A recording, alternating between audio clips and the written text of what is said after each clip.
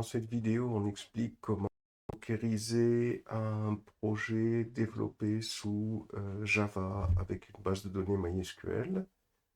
Donc ici, j'ai le dossier projet Hamza, ls. Alors ls, donc j'ai le dossier DB dans lequel il y a la base de données MySQL. Si je rentre dans le dossier DB, hein, si je fais un ls, ici, j'ai le fichier paris.meub.sql, c'est lui qui permet de créer la base de données.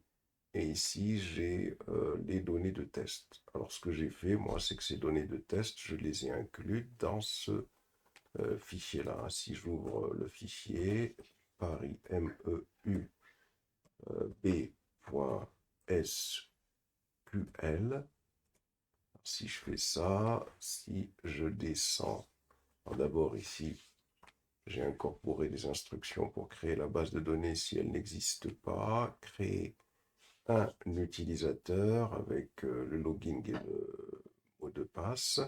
Et c'est un utilisateur qui a l'autorisation de se connecter à distance sur cette base de données à cause du pourcent. Ici, j'ai donné toutes les autorisations sur la base de données à cet utilisateur. Là, j'ai appliquer le privilège.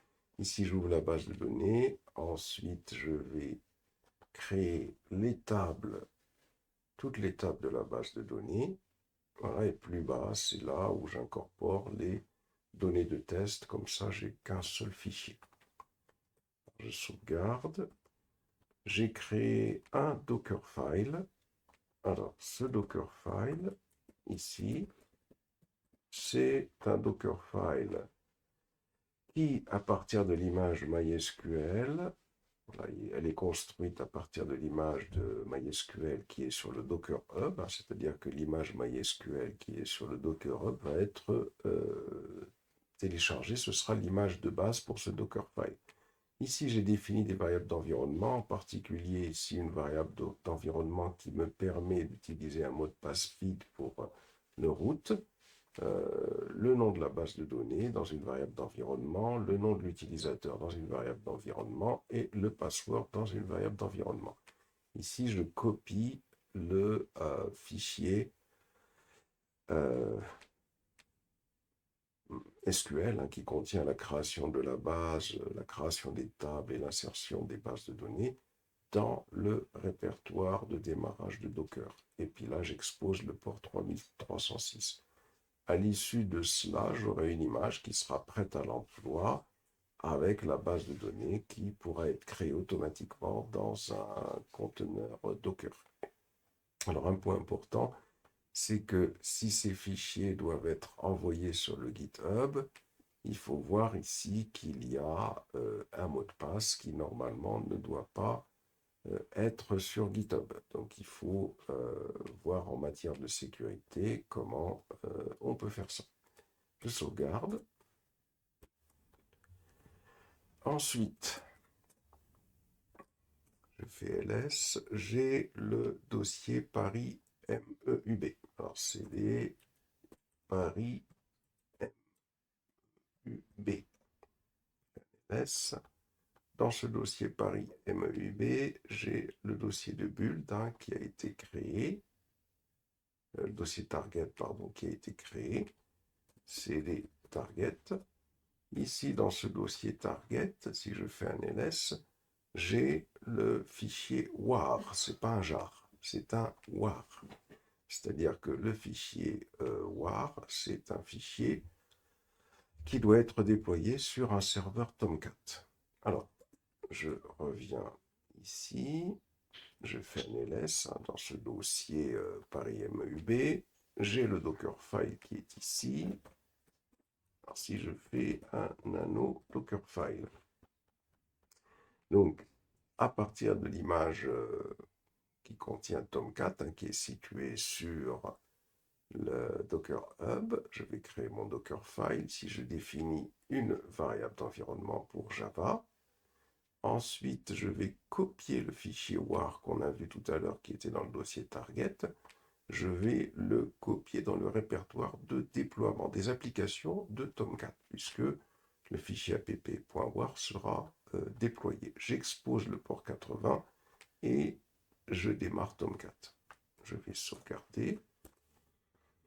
Alors, je vais faire Docker images pour voir si j'ai déjà les images qui avaient été construites pour ma part. Donc, je vais aller supprimer ces images. Alors, Docker RMI, projet underscore za-db.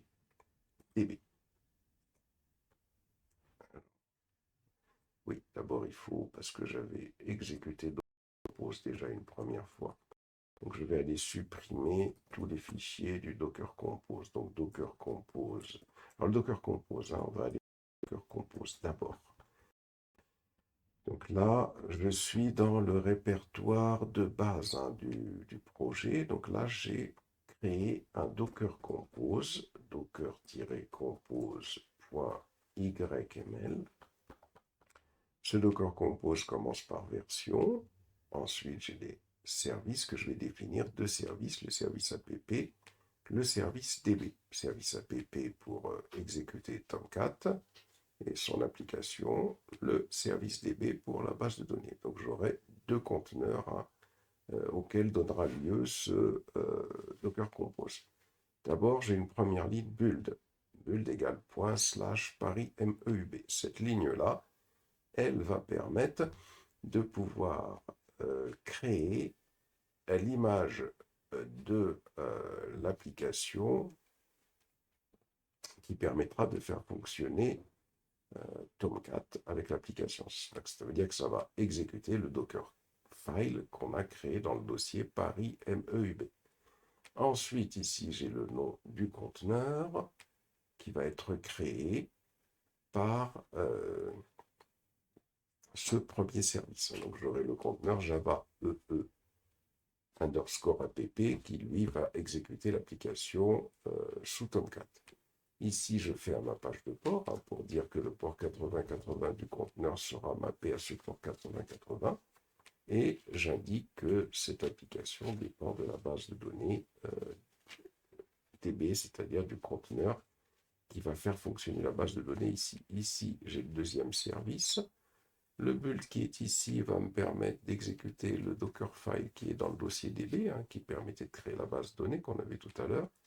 Ici, le nom du conteneur, et puis là, des variables d'environnement que j'ai expliquées déjà tout à l'heure, ça va être les mêmes. Ici, je fais un mappage de port, le 3306 sur le 3306. Ici, je souhaite persister ma base de données sur un volume, sur le disque dur.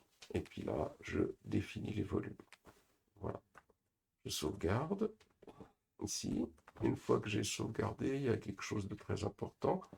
Il ne faut pas que sur cette machine fonctionne déjà un serveur MySQL, sinon le port 3306 va être occupé.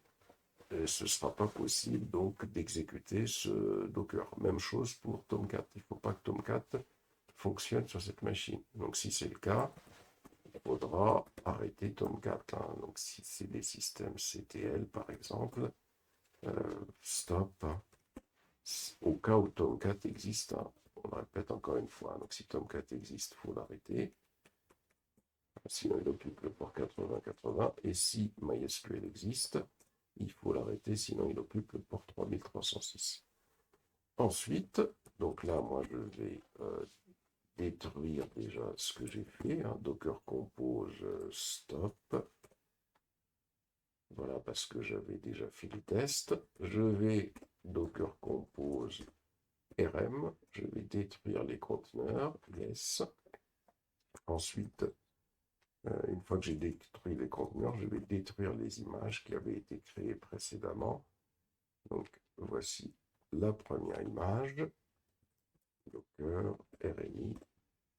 Je détruis cette image et je vais détruire cette deuxième image qui avait été créée. Docker RMI. Et là, donc, je vais avoir Voilà.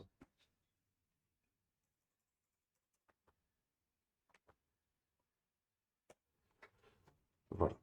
Et donc, maintenant, pour pouvoir relancer mon application, il suffit que je fasse un Docker Compose app.d. Voilà, donc avec le Docker Compose app.d, j'ai les deux conteneurs qui fonctionnent, Docker PS. Docker PS, j'ai les deux applications MySQL app Java EE qui sont en train de s'exécuter. Alors moi, je vais juste récupérer l'adresse IP de... alors d'abord, le fait que ça s'exécute, c'est pas mal, donc Docker PS. Donc ça veut dire que j'ai deux conteneurs. J'ai le conteneur java ee.pp, hein, si je rentre dedans. Donc si je fais exec moins it java app et je fais un je fais un ls et si je rentre dans le dossier web apps, si je fais un ls, j'ai l'application qui a bien été déployée automatiquement sur le serveur Tomcat dans le conteneur. Si je rentre dans le dossier, alors si je fais un docker ps et si je rentre dans le dossier MySQL underscore db qui est ici, MySQL underscore db qui est ici, si, alors il faut que je fasse un docker exec MySQL underscore db. Voilà, donc là, si je fais un MySQL moins u route moins et, si je fais show databases, voici toutes les bases de données sont là, et en particulier la base de données Paris MEUB. J'ouvre cette base de données Paris MEUB, point virgule. Si je fais un show tables, voilà, toutes les tables ont été créées automatiquement. Pour exécuter l'application, c'est tout simple. Hein. Il suffit tout simplement de procéder de la façon suivante. Je vais juste récupérer l'adresse IP de cette machine. Alors l'adresse IP c'est ETH0. Alors, si vous êtes sur localhost, c'est localhost. Hein. Moi c'est parce que je suis dans l'environnement WSL. Voici l'adresse IP. Et je vais venir ici et je vais coller. Alors, c'est http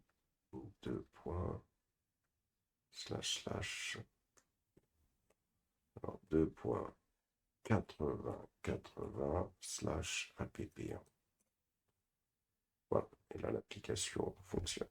Donc si on veut la déployer sur un serveur sur AWS, bah, il suffit tout simplement de tout envoyer hein, sur GitHub. Et puis, bien sûr, il faut que sur le serveur AWS, Docker et Docker Compose soient installés.